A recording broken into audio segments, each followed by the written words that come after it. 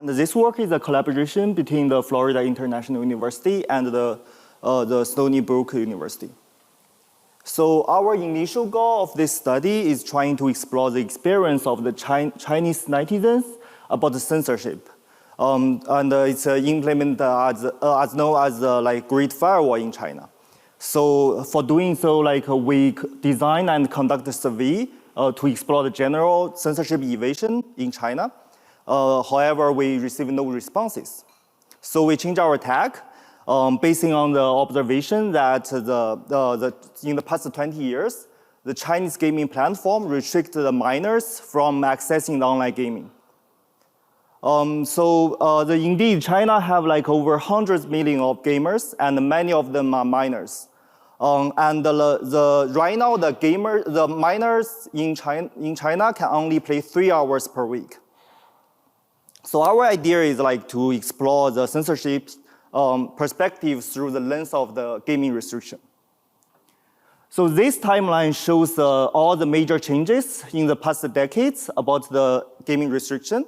This includes real name verification that will check the age of the gamers and the limited accounts, how many accounts they can open on a gaming platform. And they also introduce a temporal restriction. For example, the latest third generation of the gaming restriction only allow the minors to play 1 hour per day on Friday, Saturday, Sunday night for each week.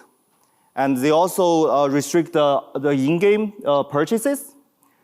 And the game providers need to pass the gaming licensing process, which means if they want to distribute their game in China, they have to provide the contents, and the official will check if this content is suitable for the Chinese audience. So we in fact find the parallel between the internet censorship and the gaming restriction. So the gaming restriction restricts the gaming access to the vulnerable minors. And on the other hand, the Great Firewall restricts the internet access to the user who are vulnerable to the Western influence. So basing on this parallel, we trying to explore the several research questions. So for example, does the Great Firewall affected these online gamers in China? And have they ever attempted to evade the Great Firewall? And what the challenges they were facing? So in order to explore these questions, we use a combined methodology of survey and interview. And this study is guided by the young Chinese netizens with an educated background. And this study is conducted right after the latest third generation of the gaming restriction that's introduced in 2021.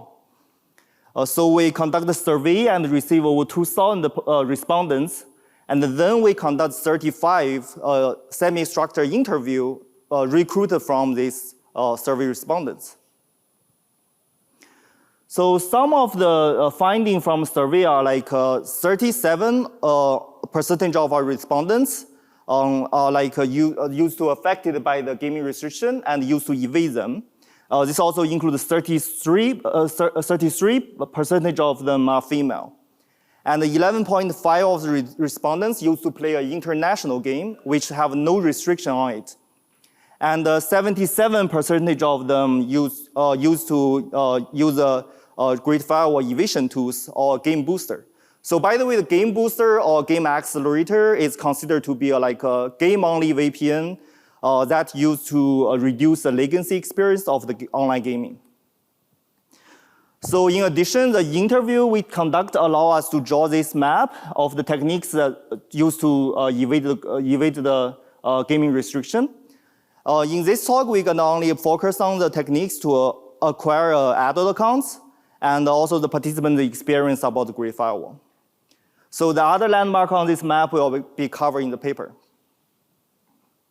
So in order to evade the gaming restriction, we have 14 participants use a Chinese market about to renting account. So the game account can be rented as low as 2 to 3 Chinese yuan, which is around 50 cents US dollar per hour. And this account rental service can be easily found on the internet through the search engine or e-commerce site. And like 13 participants mentioned like they can borrow an adult account from their friends and family members. And they also explain how the lenders help them to log in their account. And we also have 6 participants purchase an adult account. And another way to acquire adult account are register with adult ID to evade the real name verification. So some of our participants, like the user ID they find online, also include these generate and fake ones.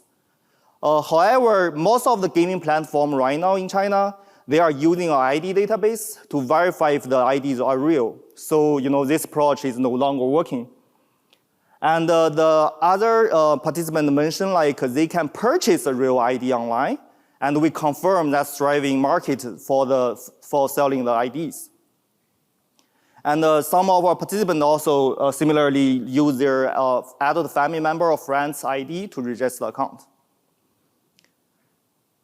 So our investigation of like evading the gaming restriction allow us to further explore the experience with the Great Firewall. So all our participants mentioned like they were aware of the Great Firewall, and 22 of them used to like be affected by the Great Firewall. And 14 participants like used to evade the Great Firewall, and they are open to discuss their experience. So several terminology mentioned by our participants are like very interesting. For example, like they use the word climb over the wall to represent the action to evading the wall, and they use the word ladder to denote the Great Firewall evasion tools. And for the reason to evade the Great Firewall, they did it in not only playing the video games, and they also use it to watch video and access a search engine and social network. And 2 of our participants also access the news and other sites for diverse opinions. So for the evasion tools discovery, most of our participants use like find their evasion tools online. And several participants mentioned like the domestic search engine will not produce any valid result. But other participants mentioned that like they can still find the evasion tools if they search specific name of the ladder or they use some Chinese jargon or homonyms.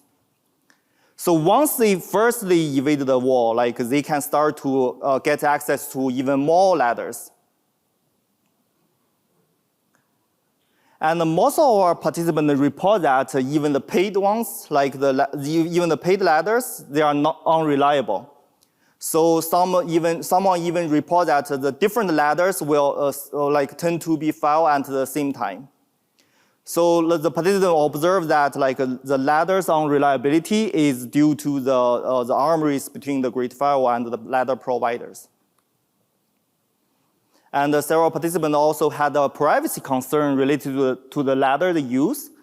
For example, some official ladders provided by the school, the government, or the companies are more likely to be monitored. And 16 of 18 ladders reviewed by our participants also require the user to register the account. This also includes some free ones. So this just the ladder provider can build the user profile. And the other participants, however, explain that they don't have any like security or privacy concern about the ladder they use, and they are not worried about monitored by them. The one reason is like they pay for the ladder after they first evade the wall, and these ladders are more likely not colluding with the Great Firewall. And another reason is like some VPN also seeking the collaboration between the users. So for example, like they will notify their user when they detect their traffic is under inspection. And they will ask the users to reduce the browsing activity. So many participants evade the Great Firewall, like they also play and watch video games. And several participants also like use the same tool to both evade the Great Firewall and boosting games. And some of our participants, like they actually confused about the gaming booster and the ladders. So they mentioning use the game booster to evade the wall, but they mention about use the accelerator. They use the ladder to play a game. So actually the several popular VPNs they also provide some like gaming boosting functionalities, and some of the booster also have like they can partially evade the Great Firewall. So this study will basically investigate the experience of the online gamers in China about the gaming restriction and the censorship evasion. And one of our conclusion is that, like, based on our observation, we propose desensitization of evasion hypothesis. So the things like the need to evade in a gaming restriction may desensitize the Chinese miners from fearing to evade the Great Firewall. That may be a behavior violate the law. And the desensitization may occur when the user are unaware from switching from the playing game to browsing restricted contents. So basically, the access to the unrestricted internet will become a new norm, and this will further encourage the exploration of the Great Firewall censored content. And one last thing is, like, several participants observed that the censorship evasion tool, when it became popular, it's all like attract more attention from the censor. And this will often lead to like banning efforts. So one takeout is like for the censorship-resistant providers, they could like provision the mechanism to limit their perception of popularity. So for example, they can do it through the rebranding of their tools, and they can also capping the active users. So that's all for today's presentation, and the more details can be found in the paper. Please let me know if I have any questions.